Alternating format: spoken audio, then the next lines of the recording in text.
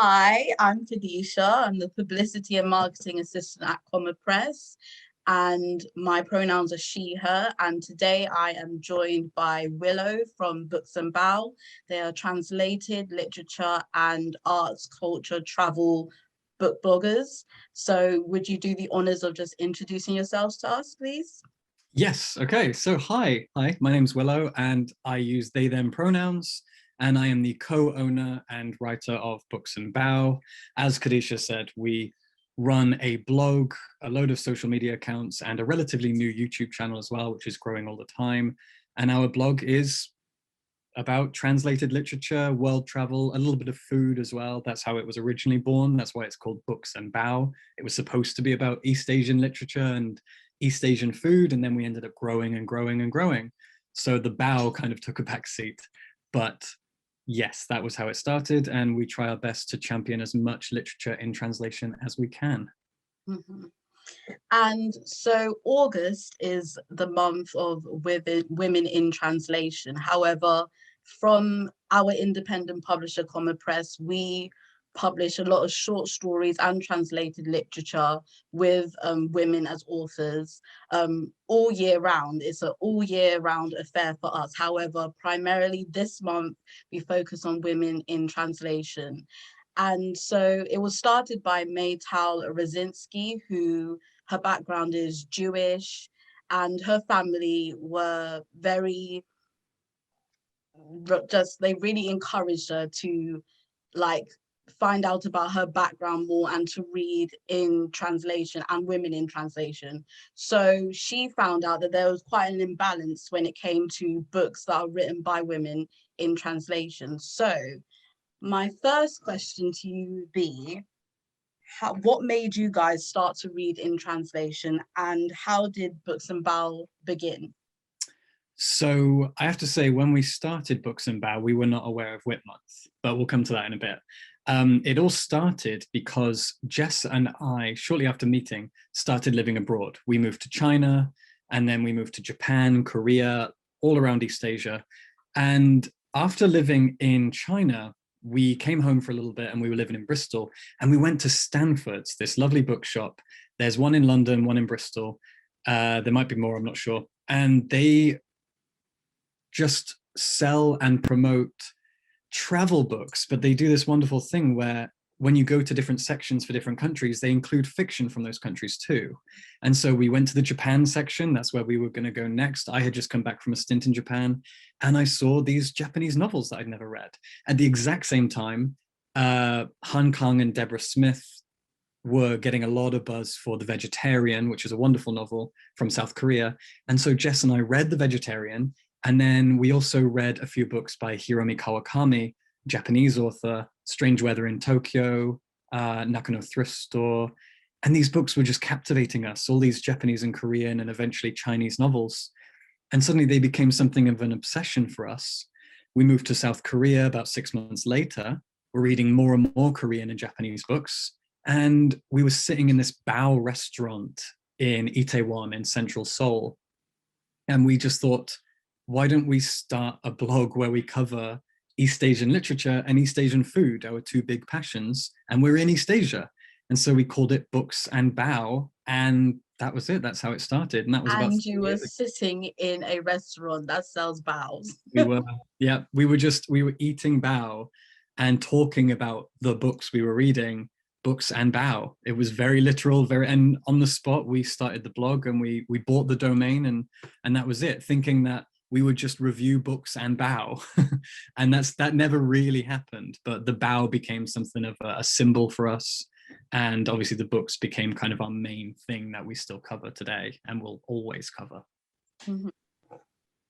And so Books and Bao began in 2018. So that's 4 years after Women in Translation Month started. And as you've already said, you weren't aware of Women in Translation Month when you started the blog. So prior to starting your blog, was Women in Translation something you were already aware of? And how has this initiative, now that you know about it, influenced your reading habits?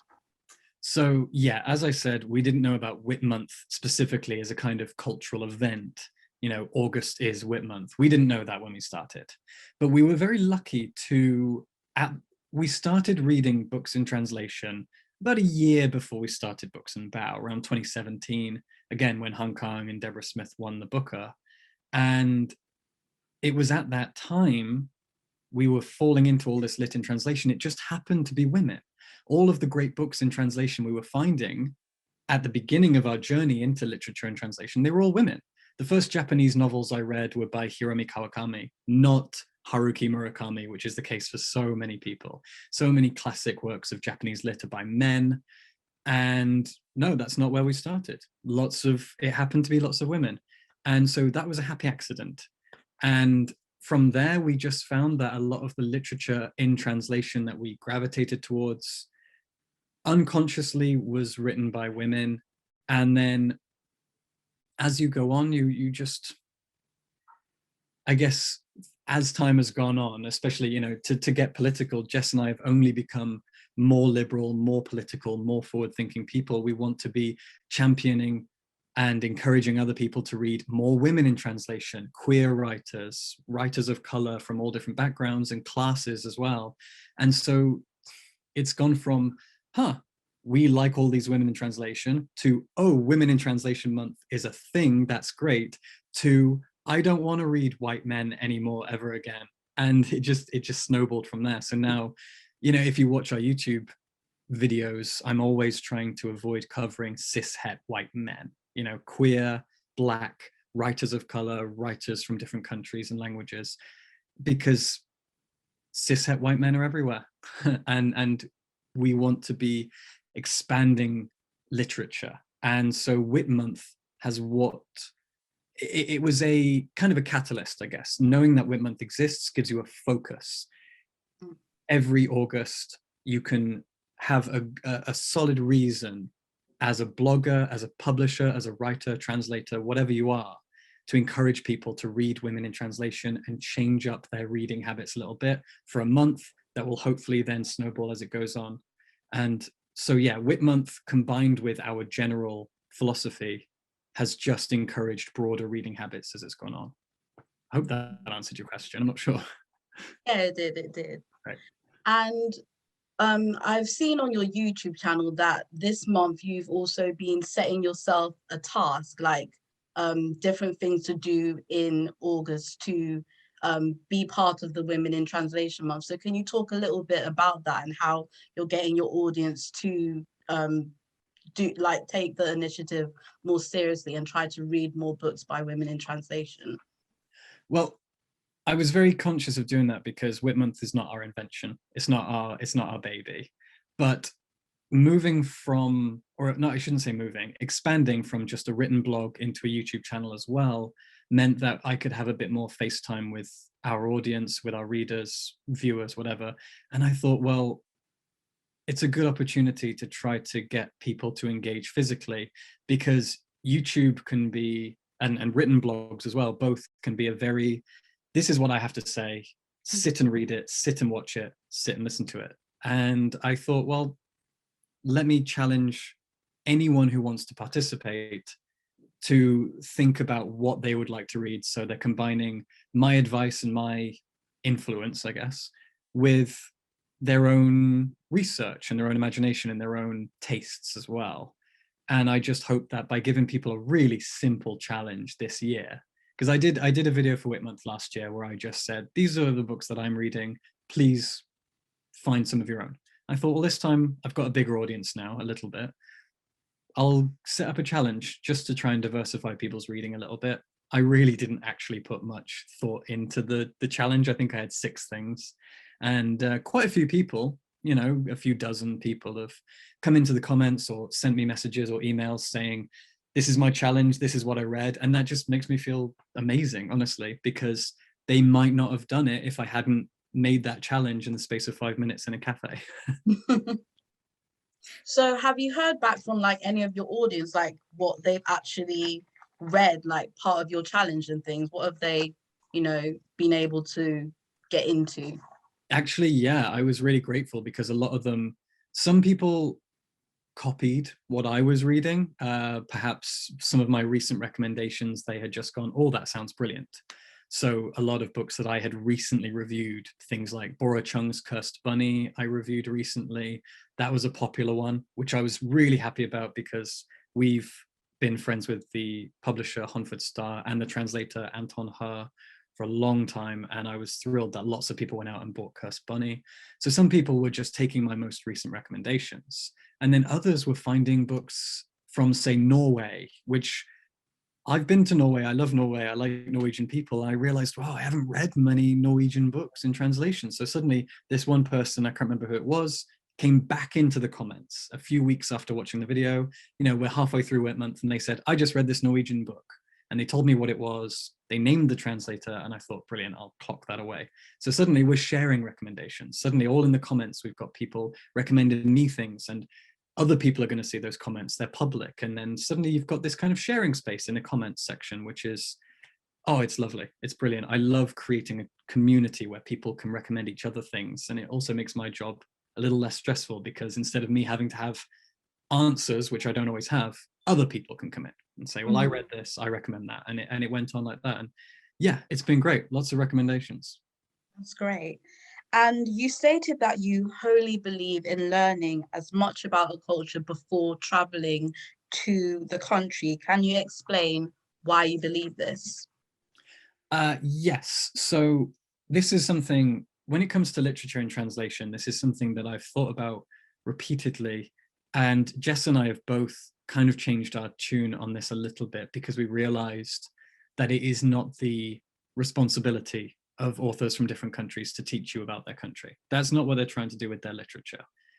Like it's a very Eurocentric, Anglocentric attitude of ours to think, what can your literature teach me? So I changed my tune a little bit there. But in a general sense, something that inspired me was a huge mistake that I once made, which was when Jess and I were 25 years old, we moved to Shanghai and we lived there for a year. During that time, I wasn't reading any literature in translation and I wasn't reading any nonfiction. So we went to China knowing not very much about modern Chinese history, culture, laws, rules, religions, politics, all these things.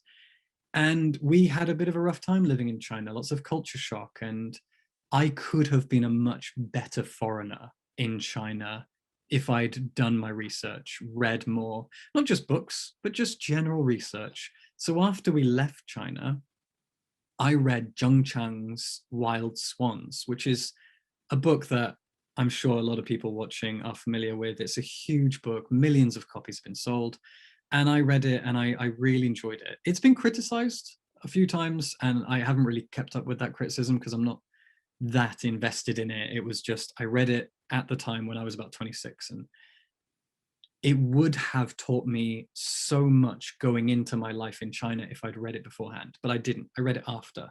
And suddenly I had a huge appreciation for 20th century Chinese history, politics, the things that people have gone through, especially on the ground level, families, and people out in the countryside in smaller provinces, what they had gone through and the things that they had survived. And I would have been a better foreigner, but I didn't do it. So now I go to a country, I want to make sure I know as much as possible, I appreciate as much as possible, and I'm aware of the art that that country creates, and that includes the literature as well.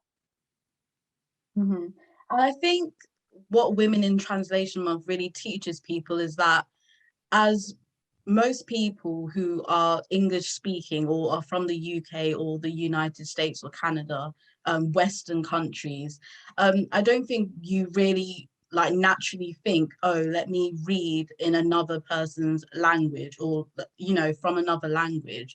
So you coming from this background and now starting to read in other people's languages, how has that experience been for you? Do you know, this is a really big and complicated question, only because I can't speak from multiple perspectives and angles. And I think perhaps a translator who speaks multiple languages would do better answering this question. But I do study Japanese and I speak Japanese to a kind of conversational level. So sometimes when I'm reading books by certain translators, I do think about what the process might have been and how they, as translators, how they inject their own personality into it. There's also an argument, you know, should a translator's voice be visible in a book? And I find that a very interesting argument. I personally think that they should be. I love when I can tell. Sometimes you read a book and you can just feel, I know who translated this. I can feel the translator's voice. And I think translators are creative writers as well as authors are. And so I love that. I love seeing that. But anyway, that wasn't really your question. I think there is a voice that certain languages seem to have. You over time, when you read books from different languages, say, you know, you start reading multiple books from China, you start to notice a vibe. It's a really difficult thing to categorize or describe, but it's like a flavor where perhaps it's due to how their language works, cultural background. I'm not really sure, I can't speak to it, but you begin to notice that there's a certain way that writers from certain countries write. Like I've repeatedly talked to people about how Japanese literature seems to play with space.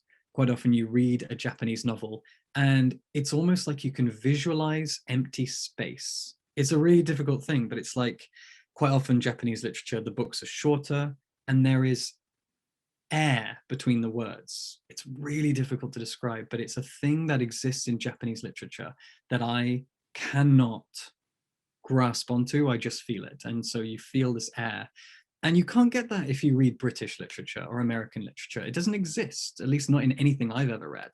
And whether the writer is a man or woman or anything else, you read a Japanese novel and you usually feel that space and it's unique. And so when you're reading books from other languages and cultures, you're not just getting unique stories and perspectives and histories and whatever else. You're also getting a unique feeling, at least for me. And I know that when I say this, I'm in danger of exoticizing that culture and that language. And I know that's always a danger for me. And exoticizing can be a really dangerous thing to do. So I try not to, but it's a feeling I get that I can't avoid. And I enjoy it. And I enjoy discovering what that vibe will be when I start to read books from a country that I'm not familiar with. Like, for example, as I said, Norway. If I read 10 Norwegian books, maybe I'll notice a thematic trend in the vibe. It's really difficult to describe, but I love it. Don't get to talk about it enough, actually. You sounded so like passionate about that. It's always, you know, repeatedly over and over again, if you look through comments on my YouTube channel over and over again, it's the passion. People over and over again tell me, and I'm not criticizing, I never get bored of it. It makes my day every single time people tell me about my passion. And I did used to be an English teacher, and it was always what my students would say as well. It was, oh, the passion, the passion. I just like books. You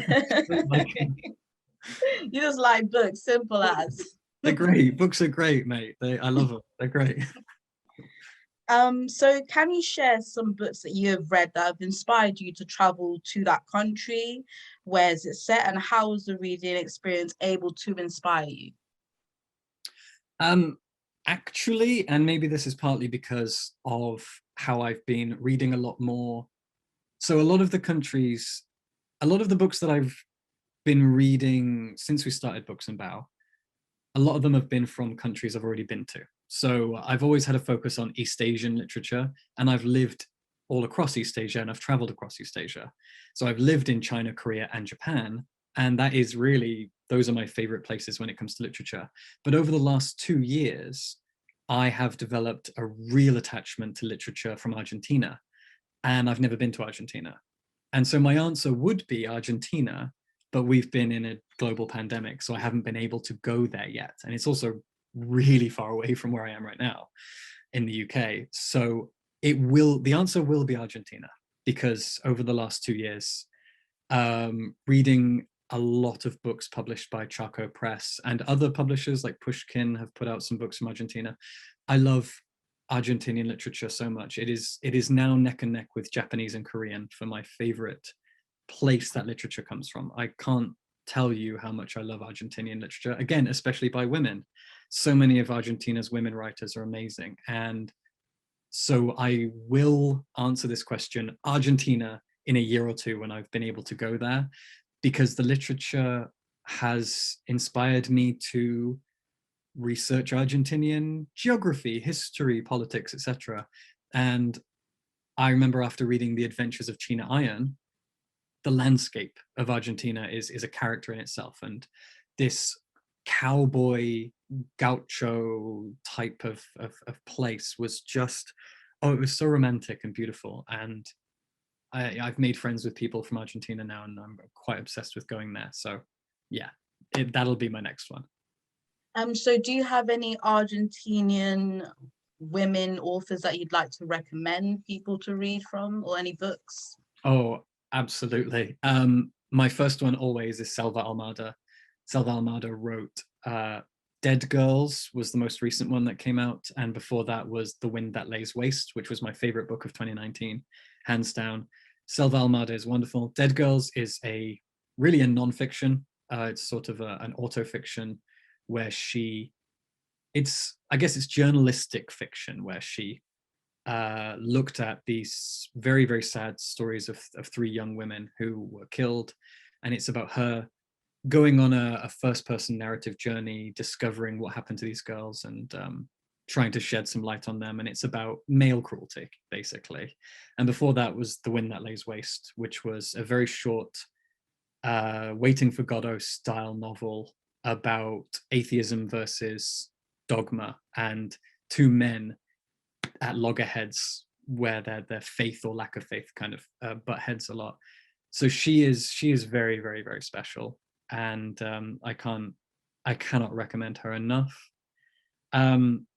Even though, as well as I said, I will just mention The Adventures of China Iron, which I think that's probably my favorite book from Argentina that I've ever read. I found that a very, very special experience. Yeah, The Adventures of China Iron.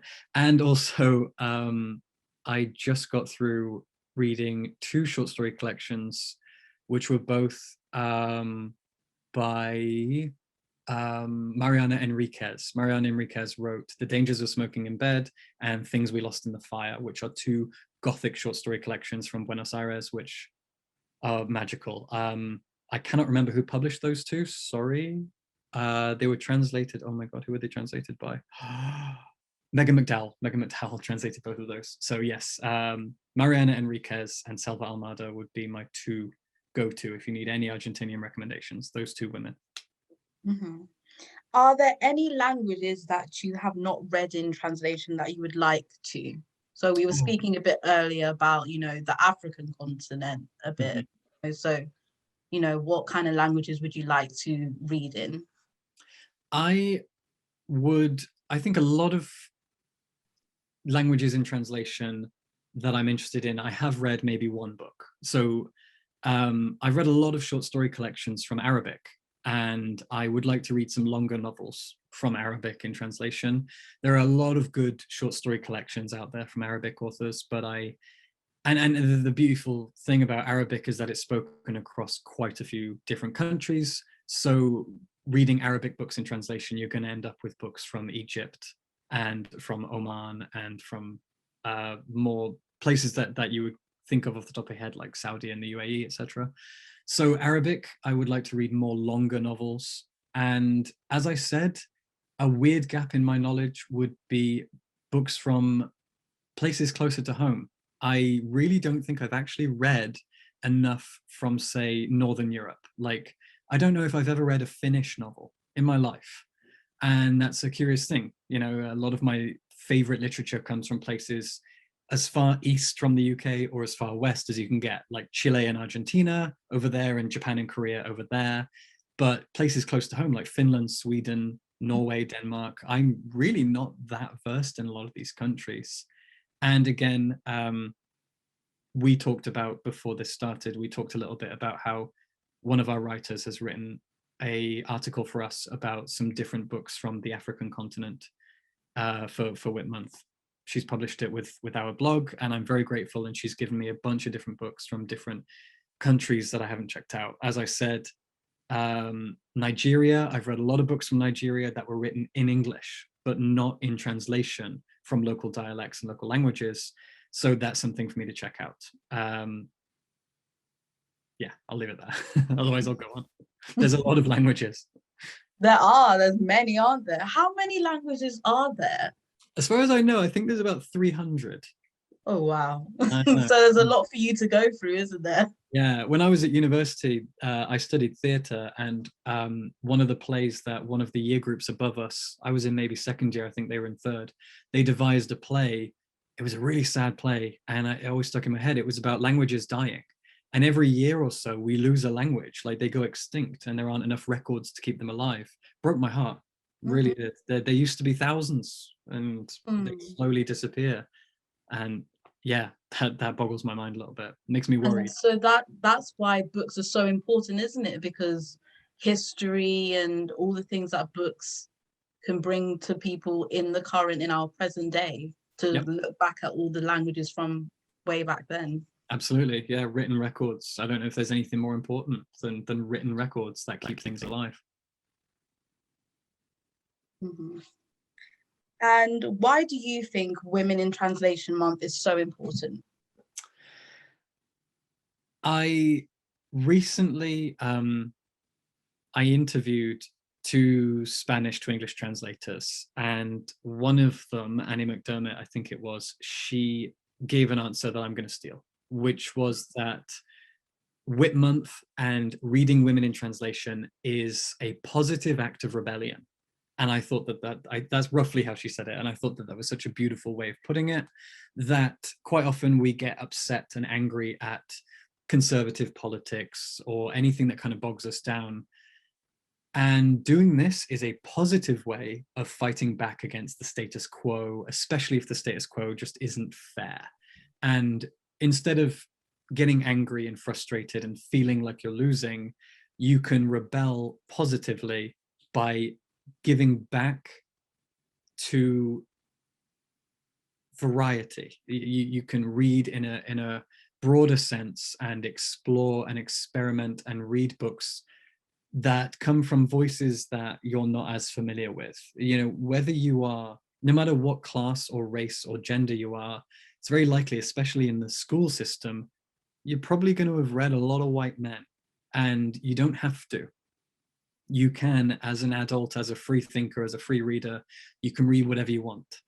And if you make a choice to read women in translation from other countries, you are rebelling against the things that you have been usually passively taught to read, and you can discover in a very beautiful way what else is out there. And in a really simple way, variety is the spice of life.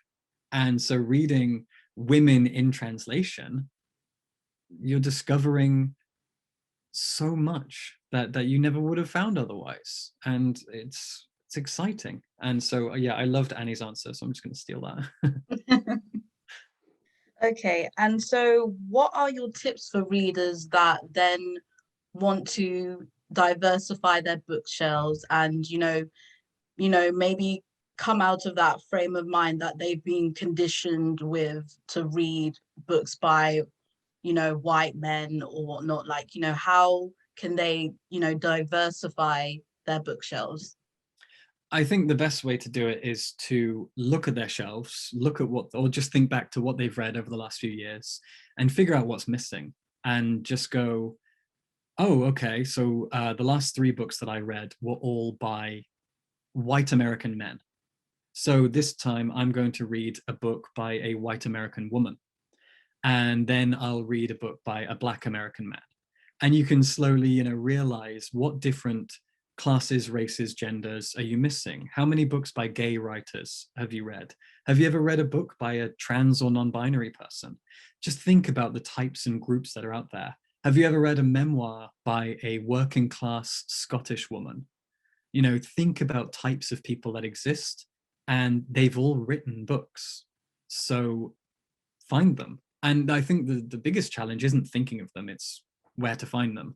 And for that, I think that's why we need community. I think we need book clubs, we need YouTube channels and blogs and social media And so you can start searching for these things, finding people and asking those people. And hopefully that's how some people have found our blog, is by thinking, oh, I need some books by Chinese women, and we have some, you know. So hopefully that's how it happens. So just look at your shelf, look at what you're missing, and then realize, you know, I identify as a non-binary person, and I only realized a few months ago that I had read very few non-binary writers, and there are a lot of us out there. And so it was my responsibility to myself to find them, and I did. So yeah, just do that. Yeah. And so are there any bookshops or retailers, or as you said, any blogs that you would recommend people go to find more women in translation books?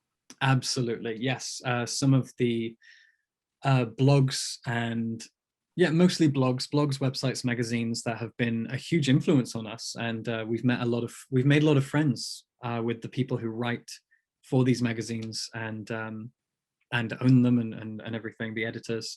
One of them is Wasafiri, and I've never actually said it out loud before, so I have no idea if I'm saying it right. But Wasafiri is a wonderful UK-based magazine that deals with books in translation specifically. We met our friend Sana through Wasafiri. And there's also womenintranslation.org, which obviously is now a brand new website that has just launched this Whit month. There's also readingintranslation.com. And on readingintranslation.com, there are some really good essays that I recently checked out. Our friend Barbara Hala, she is a very, very intelligent writer, and she's written a few great essays for that website. There is one that I am completely overlooking. Who am I trying to think of? I'm going to kick myself when I can't. Wasafiri and, oh my God, I've forgotten. There are also a lot of retailers and a lot of publishing houses. Like, I think discovering publishing houses is a really good shout. Like, if anyone's watching this, and check out indie publishers. Like, this is Comma Press. Check out Comma Press. Comma Press are one of the leaders of translated literature from around the world. Comma Press, Charco Press, Pushkin Press, what are they called? Funda Stampa, Archipelago Books. There are too many for me to name. Red Circle, they do Japanese literature. It goes on and on. Honford Star, they do Korean and Japanese. Yeah, just check out independent publishers and these small magazines and websites. They do such a good job. And people like Wasafiri have been going for so long, and they've done a better job at all of whatever we do, whatever this is that Books and Bao is stumbling through. Wasafiri does it better. So make sure you check out that magazine, and they're physical, so you can subscribe to that magazine. Please do. They're so good. And so, well, we're nearing the end of August, but so I'm sure you've read a lot of books this month, but can you just tell us some of the books that you've loved reading this month? Absolutely. So I finally discovered and read at last an Elena Ferrante book. And when it comes to literature and translation in general, there are two authors that come to most people's minds. One is Murakami, obviously, always him. And the other is Elena Ferrante, the biggest woman writer from Italy. I finally read The Lying Life of Adults, which is her newest book in translation, translated by Anne Goldstein. And I just thought, wow, all the wasted years I haven't been reading Elena Ferrante. She really is as good as everyone says. And I actually have one here because I really need to give a big shout out to Head of Zeus, who sent us this copy. This is The Silence of Scheherazade by Daphne Suman, and it's translated by Betsy Göksel, I think her name is. Yeah, Betsy Göksel. This is a Turkish novel, and it is a piece of historical fiction from the early 20th century that details the fall of the Ottoman Empire. And it follows a huge cast of characters and their lives and their romances. One of them is, he's an Indian man. He's one of the protagonists. He's an Indian man who's actually a spy for the British Empire. There's a lot going on in this book. It's about 500 pages, and it's a really fantastic, colorful piece of historical fiction from Turkey. Hugely recommend this. So yeah, I'm going to go with that. Elena Ferrante, and as I mentioned earlier, I read Bora Chung's Cursed Bunny, and also Magma by Thora Hjólisdóttir, which is an Icelandic novel that I utterly adored, translated by Meg Matic, I think it is. which was a harrowing piece of feminist literature that I read recently. A lot of people have been checking this book out. I think it's published by Picador. Good stuff. Yeah, Magma is, if you're sensitive to, abuse in relationships, especially from men to women, tread carefully, but it has a lot of lessons that are worth listening to. So Magma as well. Okay. Well, do you have any final words for people who want to read Women in Translation, and just what Women in Translation Month is all about, and why we should just celebrate it all the time, not even just in August, but all year long? Do you have any last words? Oh, wow, that's you put a lot of pressure on me. I would say that reading in translation in general gives you kind of the key to the world, right? It gives you access to so much of the world through its literature. Just because you're reading it in your own language in translation doesn't mean you're not getting the meat of that culture. And translators as well are incredible people that deserve a lot more praise and appreciation than they really get at the moment. We need to be naming our translators and praising our translators. They're incredible people.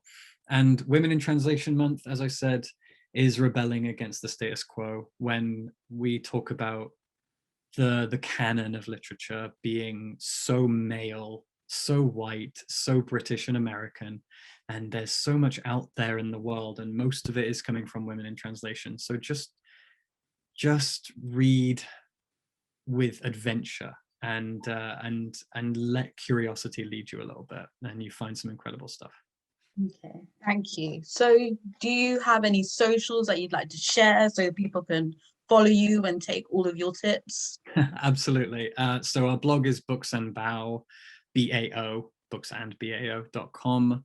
It's the same YouTube channel, youtube.com/booksandbao. Our Instagram, Jess is the main Instagram person, and again, it's Instagram/booksandbao, Twitter/booksandbao. And then my socials are, I think, Willow Heath on Twitter, Willow Heath _Books and Bao on Instagram, because some other Willow Heath took that originally. And we also have a TikTok, which is again Books and Bao, but we are not using it as much as we should, and we're trying to build our TikTok. So if you want to check us out on TikTok, we're trying to get better at using it. Okay, thank you for joining me today. This has been a great discussion. Oh, thank you so much. Honestly, this was a huge, huge pleasure for me. So thank you.